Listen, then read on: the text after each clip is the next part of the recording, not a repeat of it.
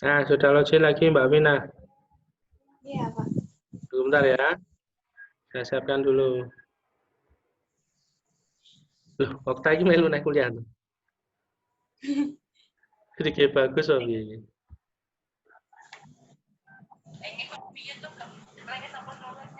Lagi saya melu Mbak Okta mau Mas Bagus ini kuliah lagi. Public Relation ikut toh Mbak Octavia. Ikut mata kuliah Public Relation toh.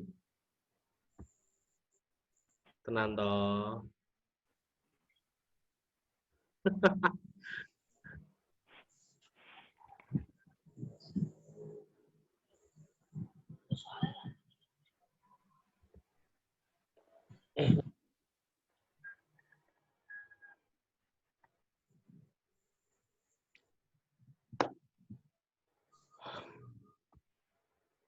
Mending disetting di Zoom wae, enggak gogelan enggak iso.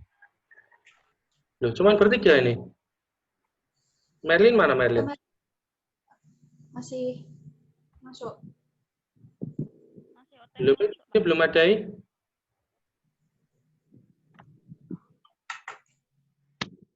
Ayo Ca, 40 menit lain dang bar.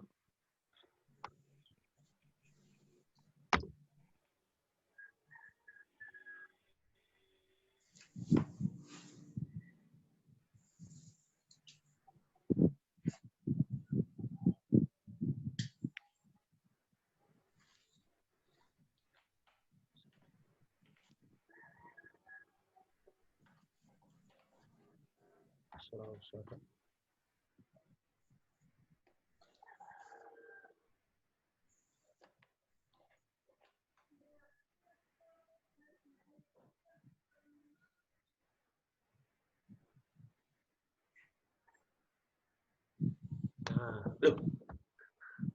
Mbak Nia ikut mata kuliah juga tuh ini.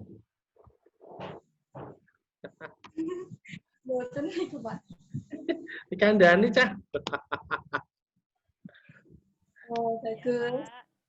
Nah, melu rapopo wes ya, sekalian ikut semua ya, nggak masalah. Baik, ini sebenarnya ikut mata kuliah Public Relation berapa orang toh? Berapa orang ya? Di SIM 4 orang, Pak. Hah? 4 orang? 3 toh? Kabeh ya kira. 4. Iki melu kabeh. Ya wes rapopo. Ya, saya akan mulai untuk mata kuliah. Bowo mesti hilang nih, mesti ramai dulu. Baiklah, saya mulai. Assalamualaikum warahmatullahi wabarakatuh. Untuk mata kuliah ini, ini perlu ditata dulu ini.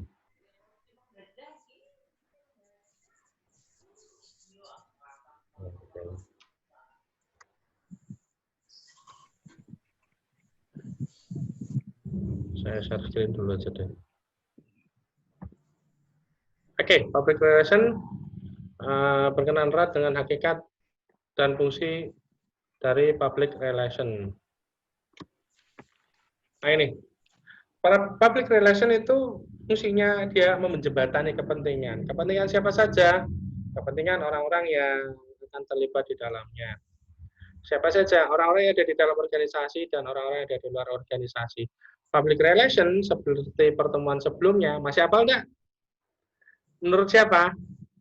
Masih ingat catatannya kemarin public relation itu definisinya menurut siapa saja? Nah, menata apa-apa saja. Ayo dibuka. Loh, kelewatan cah. Nah, ini. Bingung deh. Bingung deh ini. Muncul ya di sini ya. PowerPoint saya. Nah, menata dan mengelola komunikasi. Jadi komunikasi yang terencana, di mana di dalamnya ditata, terus dikelola.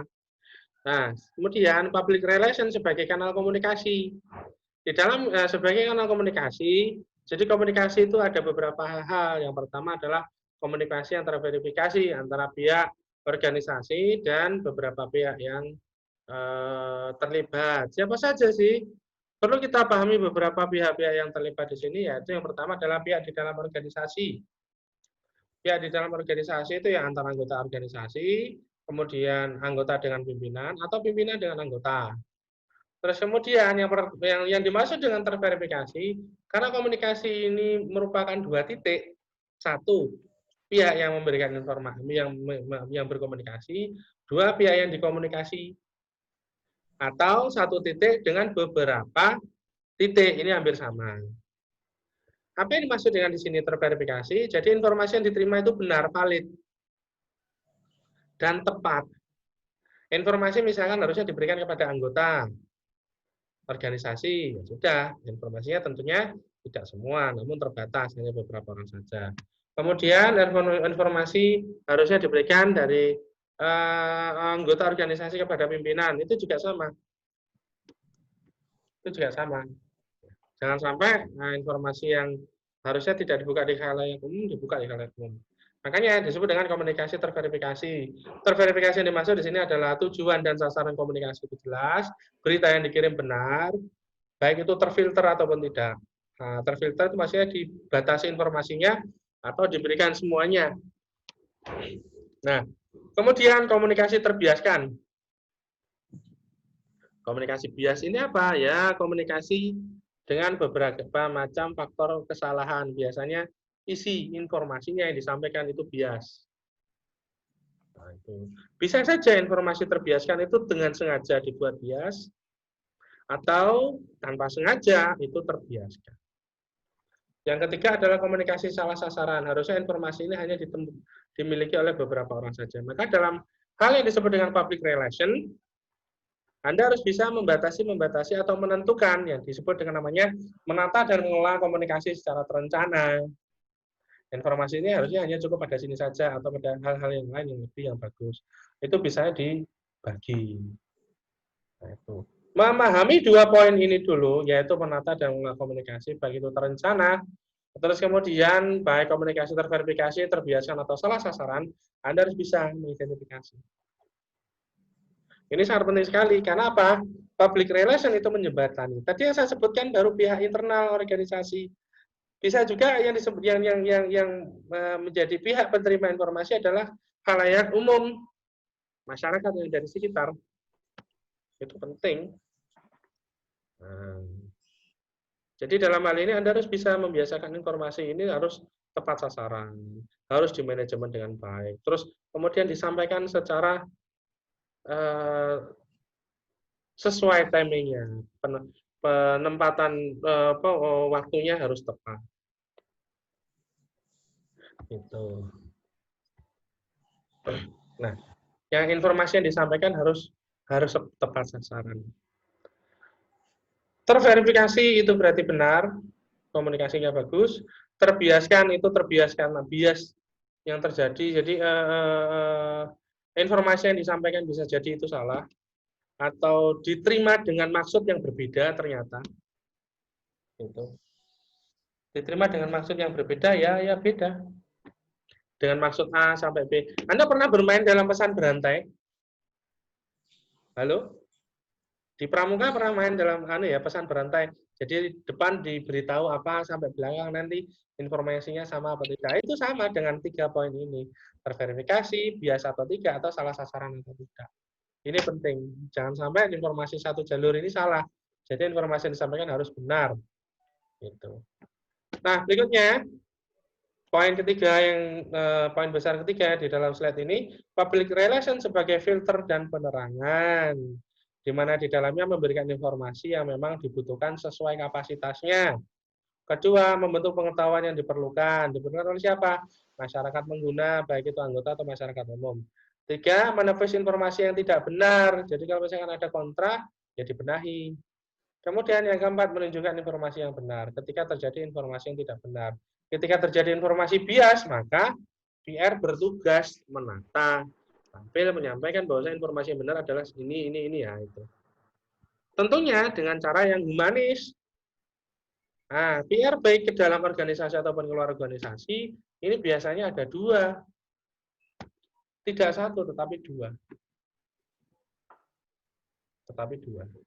Di situ. Ya. Paham di sini? Baru 3 poin di awal ini bisa dipahami. bahwasanya tugas dari public relation atau fungsi dari public relation di awal yang perlu Anda pahami yaitu menjembatani kepentingan siapa? Kepentingan organisasi kepada anggotanya atau kepentingan organisasi terhadap masyarakat umum. Organisasi yang dimaksud di sini macam-macam. Nah, minggu kemarin saya memberikan ada beberapa link, baik itu kementerian atau perusahaan-perusahaan. Nah, organisasi itu bisa berupa perusahaan itu tadi, bisa berupa kementerian itu tadi. Nah, ini Anda harus paham bahwasanya dalam menjembatani kepentingan ini ada berbagai macam informasi yang disampaikan terverifikasi atau bisa mengatasi komunikasi yang bias atau bahkan bisa mengantisipasi komunikasi yang salah sasaran dengan berfungsi sebagai filter atau penerangan. Nah, untuk memberikan informasi sesuai kapasitasnya. Jadi kapasitasnya tukang sapu, ya nggak usah diwenehi nyantai password wifi barang ya ora perlu. Nah, misalkan itu petugas kebersihan, ada diwenehi password wifi kok nyapu karo nonton Facebook, kalau nonton Instagram, akhirnya nyapunya gak buar, kangen nonton Instagramnya. Paham di sini ya? Ini tadi sebagai contoh saja. Sesuai dengan kondisi atau mengadaptasi dari kondisi masing-masing. Jadi ini penting sekali Anda di awal untuk memahami ini. Kedua, nah ini, yang ke dalam organisasi, dia menjembatani antar anggota. Jadi kadang ada beberapa anggota di dalam organisasi, atau katakanlah karyawan atau pegawai, yang informasinya yo nggak harus semua tahu. Gitu. Cukup informasi antar anggota, misalnya perserikatan terhadap pimpinan perusahaan, itu kan biasanya ya kadang ngakur, kadang bentrok gitu ya. Nah, biasanya informasi hanya antar anggota. Terus antar anggota dengan pimpinan atau kebalikan, pimpinan dengan anggota. Jadi tugas PR dalam ini biasanya, PR intra itu menjembatani itu. Terus kemudian keluar organisasi atau PR eksternal. Di sini mereka bertugas untuk menjembatani kepentingan organisasi kepada masyarakat terhadap kepentingan kepentingan organisasi kepada masyarakat yang pertama. Yang kedua, mencari tahu tentang kebutuhan masyarakat terhadap kemampuan organisasi. Misalkan kita organisasi social entrepreneur yang saya sebutkan di mata kuliah sebelumnya, masyarakat membutuhkan kita karena kita punya kemampuan misalkan mengelola sampah. Kenapa? Karena masyarakat memiliki sampah yang cukup banyak melimpah dan tidak di manage dengan baik. Nah, maka mereka melibatkan kita dalam pengelolaan sampah. Tolong dong sampah kita dikelola. Berkaitan dengan social entrepreneur atau katakanlah perusahaan-perusahaan yang memiliki kemampuan dalam misalkan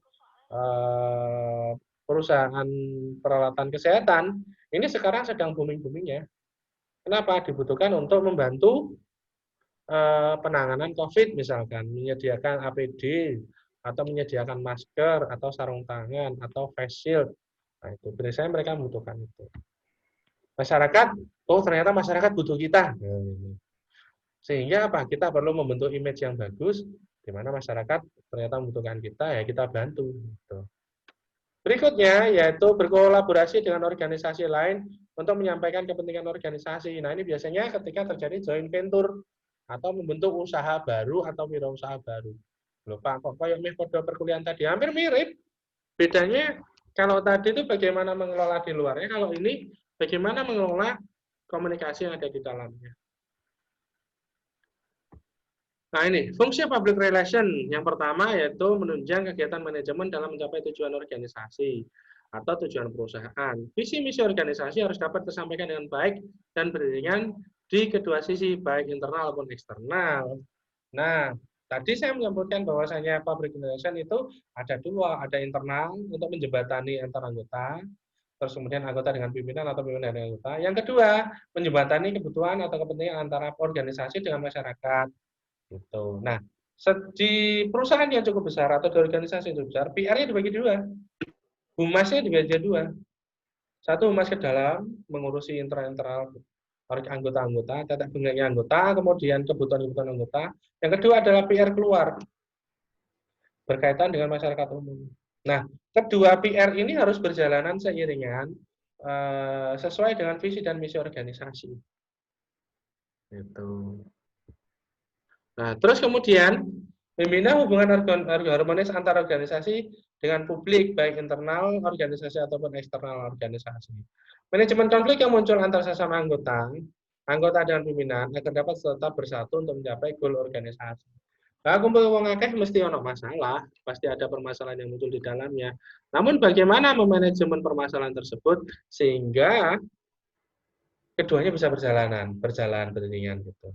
Manajemen konflik yang muncul antar organisasi dan hal umum. Yang kedua, yang pertama tadi PR internal, yang kedua adalah PR eksternal. Nah, apa? Konflik yang muncul antar organisasi dan hal umum biasanya apa? Berkaitan dengan kemarin saya mengajukan pertanyaan, tolong sebutkan main bisnis atau bisnis utamanya. Sehingga Reson jawab Kemendikbud. Kemendikbud itu bisnis utamanya apa? Halo? Kemendikbud? Pendidikan. Kan itu bisnis utamanya di situ. Dampaknya terhadap masyarakat apa? Masyarakat menjadi pandai, terbelakang memiliki pengetahuan. Nah, terus kemudian dampaknya terhadap PR bagaimana? Ini kemarin pertanyaan yang belum bisa dijawab. Rata-rata jawabnya sudah kui, tapi ada sudah yang cukup bisa, tapi kurang lah. Yang kurang itu dampak dari main bisnisnya terhadap masyarakat. Kemudian bagaimana PR menanganinya? Contoh ya, misalkan perusahaan penghilangan minyak lepas pantai terjadi kebocoran minyak. Yang menerima dampak siapa salah satunya? Masyarakat. Nelayan. Ekosistem laut jelas, ekosistem pantai jelas, tetapi kan itu nggak bisa ngomong. Yang bisa ngomong siapa? Nelayan. Karena apa? Nelayan harus lebih jauh lagi keluar dari perairan pantai atau masuk ke laut lepas untuk mencari ikan. Apabila terjadi kebocoran minyak, nah ekosistemnya rusak, nelayan tidak bisa mengambil ikan. Nah, permasalahan yang muncul seperti ini mereka harus bisa tangani supaya cita-citanya organisasi atau visi misinya organisasi tetap tercapai. Masyarakat yang menerima dampak dari bisnis utama dari perusahaan juga tetap bisa dilayani atau komplainnya itu tetap bisa dibantu untuk solusi penyelesaiannya. Ini perlu Anda pahami di sini. Ya. Berikutnya, nah, contoh lagi deh. Ini yang paling sulit sekarang adalah ketika pembentukan jalan baru, jalan tol baru. Itu pasti terjadi yang nama penggusuran, itu pasti ada. Ya caranya biar ora tergusur atau masyarakat ketika digusur hak-haknya tidak ditindas. Ya ada yang namanya konsep ganti untung. Itu ganti rugi loh ya, soalnya ganti untung. Kok bisa ganti untung, Pak? Yo, omah wis dituku. Tanah rumah sudah dibeli, habis itu wis kusennya jebukno, nah itu. Kusennya diambil, perabotan diambil, pagarnya diambil. Ini namanya ganti untung seperti itu. Bahkan ada juga yang kemarin kejadian tanah sama pohon yang tumbuh sudah dibeli. Habis itu wis WTPN ketahuan tegoren.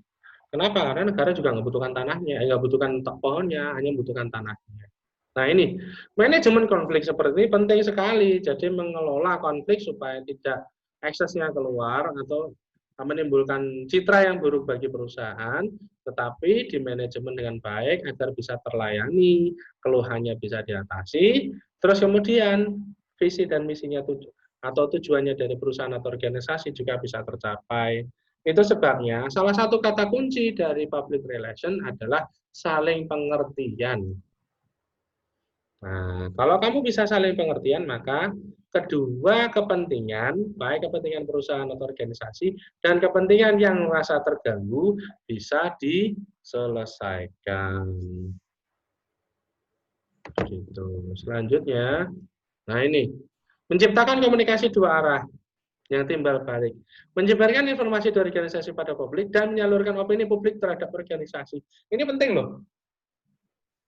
Kenapa? Dengan kita mengetahui opini publik, maka kita bisa mengetahui sekarang goal kita itu nunggu berapa step lagi untuk tercapai, atau dampak dari usaha kita kepada masyarakat itu seperti apa. Sehingga kita bisa kemudian menjaga citra atau image organisasi atau perusahaan supaya tetap baik di masyarakat. Gitu loh. Biasanya masyarakat lepas pantai dekat pengeboran minyak itu diopeni. Contoh sederhana ya, sudah pernah ke Bojonegoro? Pernah lewat jalan itu, jalan dekatnya Watu Jago itu? Ya. Cepu, nah itu. Kamu lihat di sana ada yang namanya Cepu Exxon Mobile. Itu masuk wilayah Bojonegoro, bukan cepunya. Yang di Bojonegoro kan ada. Cepu sudah lama, di Bojonegoro itu ada. pengeboran minyak di situ. Nah, ternyata apa? Supaya Pemda merasa tidak dirugikan dengan adanya pengeboran, maka Exxon Migas punya menyumbang ke APBD oleh bupati, kemudian APBD itu dimasukkan ke dalam bank yang berbunga, di mana yang diambil adalah bunganya.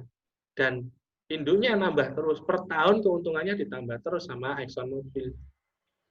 Nah, diberikan kepada siapa manfaatnya? Kepada masyarakat sekitar atau masyarakat seluruh Kabupaten Bojonegoro. Setiap siswa itu mendapatkan bantuan belajar berapa ratus ribu setiap tahun atau berapa juta setiap tahun, gurunya juga dapat setiap tahun. Nah, itu salah satu bentuk dari public relation, CSR yang dilakukan oleh public relation. Nah, ini. Jadi paham ya sampai di sini ya, opini publik itu sangat penting bagi sebuah perusahaan. Maka dari itu Anda harus mendengar opini publik. Berikutnya, melayani publik dan menasihati pimpinan demi kepentingan umum. Nah, setelah kita memahami opini publik yang ada di sini tadi, nah kita perlu juga memahami ini, memahamkan pimpinan supaya apa? Opini publik ini diperhatikan karena citra perusahaan sangat penting. Bagi perusahaan-perusahaan yang sudah bonafit sangat penting sekali untuk bisa dijaga. Itu sebabnya, karena spektrum publik, ini bahasa saya ya, spektrum publik itu begini loh. Publik itu klasifikasinya macam-macam, ada yang terpelajar, ada yang kurang, ada yang tidak terpelajar, ada yang bisa diajak ngomong, ada yang isinya berdigasan. Nah, ini spektrum publik yang beraneka ragam harus bisa dilayani dengan baik. Nah, kita harus tahu yang komplain ke kita itu spektrum yang mana saja, publik yang seperti apa. Nah, itu. Jadi harus bisa mengidentifikasi dengan baik. Kenapa harus diidentifikasi? Karena begini, kalau kita tidak bisa mengenali siapa yang sedang bermasalah dengan kita, berkepentingan dengan kita dan terganggu karena kepentingan kita, maka selamanya kita akan mengalami kesulitan dalam menyelesaikan konflik-konflik yang muncul dalam mencapai tujuan dari perusahaan. Untuk itu perlu Anda kenali dengan baik di sini. Gitu. Dong? Sampai bingung. Ini masih public relationship, coba berikutnya. Nah, ini mengetahui kepentingan publik terhadap perusahaan yang perlu didengar. Jadi melayani publik itu tadi ya. Jadi pimpinan harus tahu toh yang maksud itu apa. Yang kedua, menjadi mitra terpercaya oleh publik dan pihak yang membutuhkan organisasi. Yang berikutnya, timbal balik hasil observasi kepentingan publik terhadap organisasi. Yang terakhir yang penting, memunculkan beragam strategi pelayanan kepada publik yang akan meningkatkan image dan mencapai tujuan organisasi. Jadi dengan kita memahami opini publik, pimpinan diberitahu oleh opini publik tersebut, kemudian kita melakukan survei, benarkah opini ini? Nah, kita kemudian bisa menentukan solusinya, yaitu dengan memberikan layanan kepada publik sesuai yang mereka butuhkan. Gitu. Misalkan kita berada di daerah lepas pantai, yang masyarakat itu nelayan-nelayan kecil itu butuh perahu yang lebih bagus. Bagaimana kalau kita bantu dengan sistem katakanlah imbal atau dengan sistem join kerjasama atau dengan sistem pembelian kredit kapal baru sehingga nelayan bisa melaut agak jauh lagi, dapat ikan besar-besar, ekonominya tercukupi. Wilayah pelayanan yang diganggu oleh pengeboran juga tidak terusik oleh masyarakat nelayan. Itu salah satunya. Yang kedua, misalkan pada perusahaan-perusahaan yang saya simpan itu kan Pertamina, Exxon, ada juga yang Allianz juga ada. Bagaimana kita menyelesaikan permasalahan yang muncul itu? Ada yang membutuhkan jaminan asuransi jiwa yang khusus untuk pekerja konstruksi, misalkan untuk buruh-buruh konstruksi. Diberikan aja yang layanan yang sederhana, yang bisa mencukupi fasilitasnya, terus kemudian dengan iuran yang ringan. Ini contoh loh ya. Contoh. Nah ini. Yang berikutnya, setelah kita memberikan layanan ini tadi kepada publik, maka publik akan bisa menjadi mitra kita. Kenapa? Setelah kita memberikan servis kepada mereka, publik biasanya percaya dengan kita, kemudian membutuhkan kemampuan kita untuk menyelesaikan sisi-sisi kehidupan lainnya. Nah, di sini muncullah yang namanya filantropis tadi. Filantropis membentuk social entrepreneur menjalankan berdasarkan untuk yang moralitas tadi. Berbeda dengan yang full social entrepreneur. Timbal balik hasil observasi kepentingan publik terhadap organisasi, memunculkan berbagai strategi layanan publik, meningkatkan image dan pencapaian tujuan organisasi. Oh, ini tuh. Nah, ini. Memunculkan beragam strategi pelayanan publik. Nah, itu. Nah, sampai di sini, ada pertanyaan?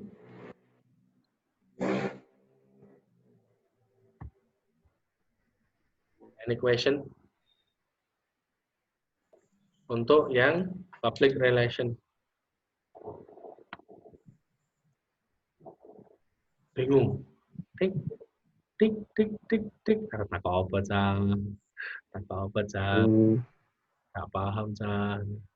Piye, Pak? Takok berapa?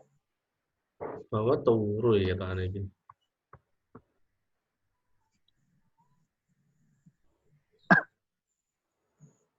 Gak ada pertanyaan, masa aku... Kalian enggak pengen tuh tanya sama saya? Tanya, Pak. Nah, gimana pertanyaannya?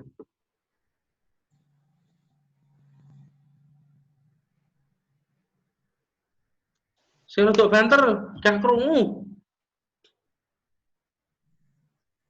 Ada yang bisa membantu?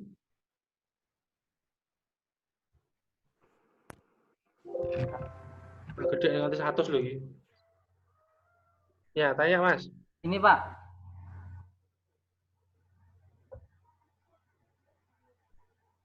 Halo. Ya. Dengar nggak Pak? Benar. Gini Pak, jika Pak keluhan di masyarakat ya Pak, itu sudah tersampaikan, tetapi tidak dilaksanakan, itu harus kemana lagi Pak? Itu termasuk mengatasi public relation bagaimana Pak itu? Itu harus apa dan siapa Pak? Oke. Ketika masyarakat ini, misalkan kamu sebagai masyarakat komplain, terus kemudian tidak ditanggapi. Pertama harus kamu bisa pahami bahwasanya informasimu tersampaikan enggak ke humasnya. Jadi Anda kalau misalnya ingin komplain, itu yang pertama adalah ke hotline dulu atau ke hunting. Tapi kalau kamu hanya langsung masuk, kemudian kamu harus tahu, kamu menyampaikan informasi keluhanmu kamu kepada siapa. Nah, kamu harus mengenali public relation-nya siapa atau humasnya siapa, public relation yang eksternalnya siapa. Di situ nanti Anda bisa menyampaikan bahwasanya info saya itu valid loh. Dalam menyampaikan informasi, tadi kan ada 3 atau 4 macam kategori informasi. Jadi informasi yang terkonfirmasi, informasi yang terbiaskan, informasi yang salah sasaran. Biasanya Anda kalau komplain datang ke kantor langsung enggak nih kono. Nah, itu bias dan tidak tersampaikan karena apa? Petugasnya enggak dan didatangi. Anda harus datangi dulu. Nah, saya kayak mau komplain ke mana ya? Gitu. Ke layanan pelanggannya di sebelah mana ya? Layanan pelanggan itu salah satu bentuk PR eksternal. Layanan pelanggan loh ya. Salah satu loh, jadi bukan semua, enggak salah satu, karena bosnya PR-nya itu ada lagi. Itu. Anda harus tahu dulu di situ. Anda menyampaikannya kepada siapa. Yang kedua, ketika Anda menyampaikan, apakah Anda menyampaikan hanya sekedar berbicara atau membawa fakta? Jadi informasinya harus terkonfirmasi benar dulu. Terkonfirmasi benar berarti informasi dari Anda harus Anda sampaikan kepada orang yang berkompeten. Tuh, yang kedua, informasi yang dibawa memang benar, ada bukti dan faktanya, gitu. Terus kemudian setelah Anda sampaikan, pasti akan ada yang namanya proses sounding antara Anda dengan pimpinan, misalkan. Kalau Anda sampai tahap sounding atau mendengarkan, berarti informasi Anda sebenarnya sudah ditanggapi, gitu loh. Nah, masalahnya informasi yang Anda bawa itu benar atau tidak? Terkonfirmasi benar atau tidak. Kalau terkonfirmasi benar, maka akan ada tindak lanjut di situ. Tetapi kalau terkonfirmasi itu terbiaskan atau tidak tersampaikan dengan tepat sasaran, biasanya juga ditanggapi. Itu sebabnya Anda kalau melakukan komplain kepada perusahaan, Anda harus perhatikan dulu layanan pelanggannya di sebelah mana, layanan pengaduan masyarakatnya di sebelah mana, petugasnya siapa. Itu Anda harus kenali dulu. Setelah Anda kenal, baru Anda sampaikan. Terus kemudian bukti-bukti yang Anda tunjukkan. Terus kemudian yang terakhir adalah meminta namanya bukti penerimaan berita atau bukti penerimaan surat, misalkan kalau komplainnya berbentuk surat. Seperti itu Mas Bagus. Sudah jelas belum? Pak, baik, terima kasih. Nah, siapa lagi ini yang mau bertindak sebagai public relation? Ini kelihatannya lebih enak kalau kita besok-besok action sebagai, nah itu. Ada DPR eksternal dan internal, terus ada permasalahan kasus. Seru ini. Ya, waktu saya tinggal 10 menit. Any question? Pak, saya mau tanya. Kan kemarin tugasnya itu kan unsur yang termasuk dalam kegiatan relasi public relation dan tujuan bisnis utama. Saya masih bingung tentang itu, Pak, Kemendikbud. Saya masih belum bisa berpikir kalau itu Kemendikbud itu keuntungan bisnisnya itu didapat dari apa gitu, Pak? Ya, sudah jelas keuntungan. Itu Oke. keuntungan secara nominal gitu, Pak. Oh ya. Jadi begini, Anda harus berpandangan agak sedikit luar. Mendikbud itu sebenarnya apa sih? Dia kan bergerak pada peningkatan sumber daya manusia ya. Jadi keuntungannya bukan publik, tetapi manusia Indonesia yang terpelajar, yang unggul melalui apa? Karakternya terpelajar, terus kemudian mampu memiliki kapabilitas sebagai citra bangsa yang beradab. Nah, keuntungannya ada di situ. Sehingga dampak dari proses pembelajaran siapa saja, dampaknya banyak, tetapi dampak yang dimaksud di sini adalah tidak selalu dampak negatif loh, dampak positif itu juga ada. Salah satunya adalah indeks IPM, indeks peningkatan kualitas manusia. Itu salah satunya di situ ada. Sehingga Kemendikbud itu sebagai organisasi pemerintah yang profitnya adalah peningkatan kualitas sumber daya manusia. Gitu loh. Sebagai bentuknya, contohnya adalah manusia yang beradab. Gitu. Itu salah satu bentuknya. Nah, ada lagi? Gimana Mbak Gum, sudah jelas ini profitnya? Sudah, Nah, kalau institusi-institusi pemerintah biasanya profitnya bukan bukan keuntungan keuangan, kecuali BUMN. Bukan keuntungan keuangan.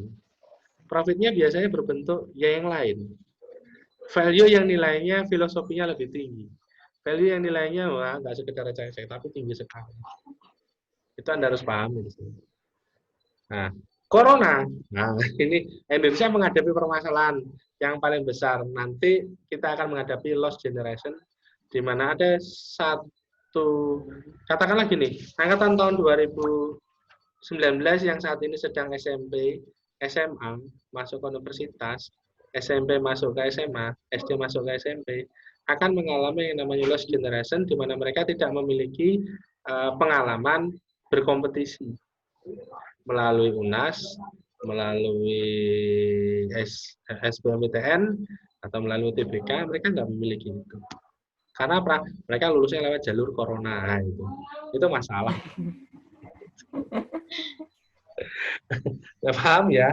Nah, untuk milik pemerintah, itu biasanya tidak semuanya berkaitan dengan keuangan atau dengan harta, tapi ada yang juga sumber daya manusia yang lebih penting daripada itu. Ada lagi yang mau bertanya tentang public relation?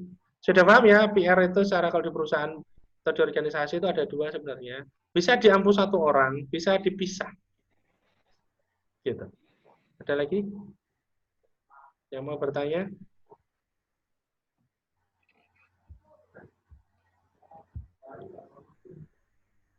Tidak ada? Baik. Nah, ada pertanyaan Mas Bagus? Enggak? Ya, Pak. Oh ya. Pak. Baik ya, kalau begitu nanti saya akan gini, tugasnya begini. Silakan dicatat dengan benar. Kok kayak bagus nih mau. Ya, Pak.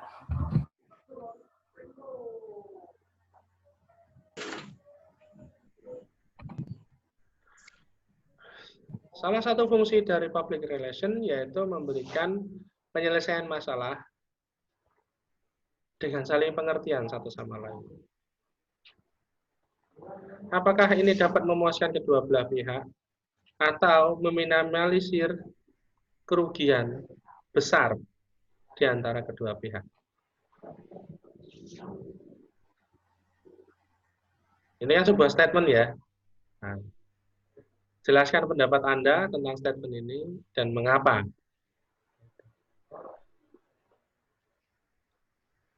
Tulis di teks online. Habis ini. Dikumpulkan paling lambat ke dino apa? Selasa. Nah, kumpulkan paling lambat hari Jumat. Paham ya?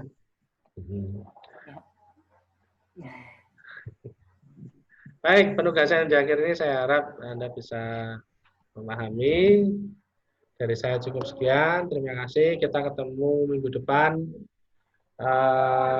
Mungkin saya nggak tahu. Saya mengupayakan Zoom lagi atau gimana, nanti kita lihat. Kalau bisa Zoom lagi, ya terpaksa Zoom lagi lah. Ini semua pakai paketan dari pemerintah atau beli paket sendiri? Beli paket sendiri, Pak. Belum sendiri. Kan itu paketan soko pemerintah, soko Kemen. Masa belum? Belum, Pak. Halo. Nggak dapat ya, Pak. Ngomong belum semua. Nggak dapat, Pak. Belum, Pak. Ada yang udah, tapi ada yang belum. Ya wes. Kita belum. Gimana? Nanti link yang ini di-share di grup juga, Pak. Oh, nanti saya taruh di link yang mana? Yang ini. PR ini, Pak. Public relation. Ke sini, Pak. PR nggak nulis nang video, tapi engko langsung penugasan gitu. Oh, soalnya ada di penugasan, Pak. Enggak, soalnya ini video ini mau. Engko nggarap ning penugasan. Ya. Kapan Pak penugasan? Yo mari iki muncul. Nah, gitu ya. Nah. Terus soalnya jadi nek enggak tekno iki menit ke 40 menit ke 37 menit, nek buka ning menit 37 atau menit ke 35, ya ora ngerti nek. Nah, mulane kudu perhatikan. Sebentar, saya tanya, ini semua ikut mata kuliah public relation semua toh? Iya, semester 5-7. Aku ning SIM kok gak nemu yo. Coba ceken mana ning SIM, dosenmu sapa? Aku kadung melu aku. Dosenmu dudu aku.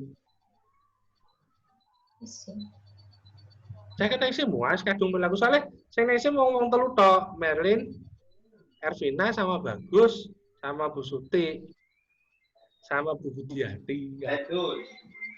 Umat mau Bu Budiati. Iya Mas Bu. Sudah dicek semua di SIM belum? Ini baru mau ngecek kok. Alah.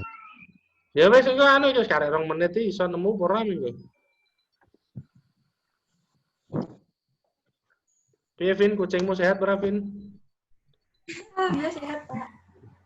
Ya Vin ae senang karo kucing. Bener enggak kalian dosennya saya? Ya, Pak. Aduh. Iya, Pak.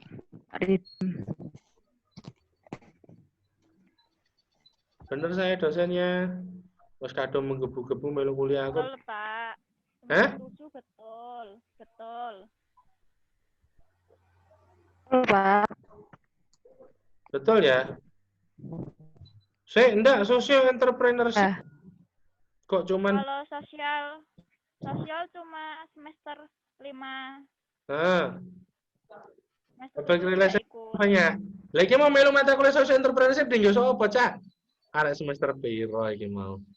Nah, kaget aku. Katanya 5 dan 7, Pak. suruh join, Pak. Ya join. Aduh. Aduh tuh car, weting rasane arek-arek iki. Ya wis lah, nih memang seperti itu. Baik ya, dari saya hari ini cukup sekian. Kita ketemu minggu depan. Untuk public relation melu kabeh nek social entrepreneurship sing garap arek telu wae iki wah lho ning Elma melu garap kabeh susah. Tapi kalian yang semester 7 nggak dapat tau social entrepreneurship? Enggak, Pak. Enggak ada. Itu sama dengan kewirausahaan kalau nggak salah. Memang sama. Ya, wes dari saya cukup sekian. Terima kasih. Ketemu minggu depan. Assalamualaikum warahmatullahi wabarakatuh. Waalaikumsalam warahmatullahi wabarakatuh. Waalaikumsalam warahmatullahi wabarakatuh. Salam.